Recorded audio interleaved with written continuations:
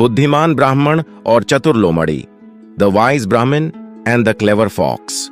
एक बार की बात है, एक छोटे से गांव में एक बुद्धिमान बूढ़ा ब्राह्मण रहता था।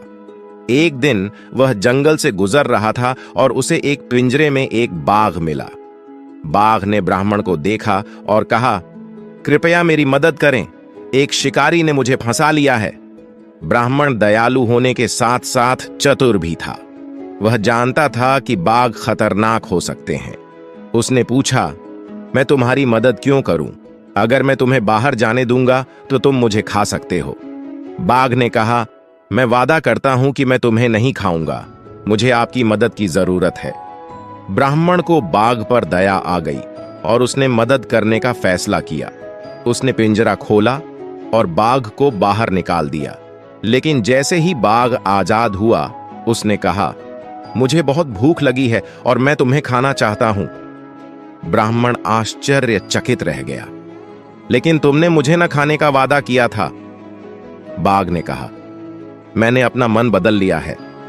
जल्दी से सोचते हुए ब्राह्मण ने कहा, चलो 3 अन्य लोगों से पूछते हैं कि क्या तुम्हारे लिए मुझे खाना उचित है। यदि वे सभी हां कहते हैं तो मैं तुम्हें मुझे खाने दूंगा। बाघ सहमत हो गया। वे दूसरों से पूछने निकल पड़े। सबसे पहले उनकी मुलाकात एक बड़े पुराने पेड़ से हुई। ब्राह्मण ने पूछा कि क्या बाघ के लिए उसे खाना उचित है।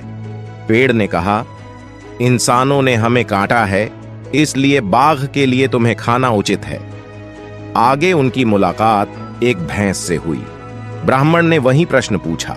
भैंस ने कहा, इंसान हमसे कड़ी मेहनत करवाता है, इसलिए बाघ के लिए तुम्हें खाना उचित है। आखिरकार उनकी मुलाकात एक चतुर सियार से हुई। ब्राह्मण ने सियार को पूरी कहानी सुनाई। सियार ने भ्रमित होने का नाटक किया। उसने कहा, मुझे समझ नहीं आया, क्या आप मुझे दिखा सकते हैं कि वास्तव में क्या हुआ? बाघ सहमत हो गया और पिंजरे में वापस चला गया।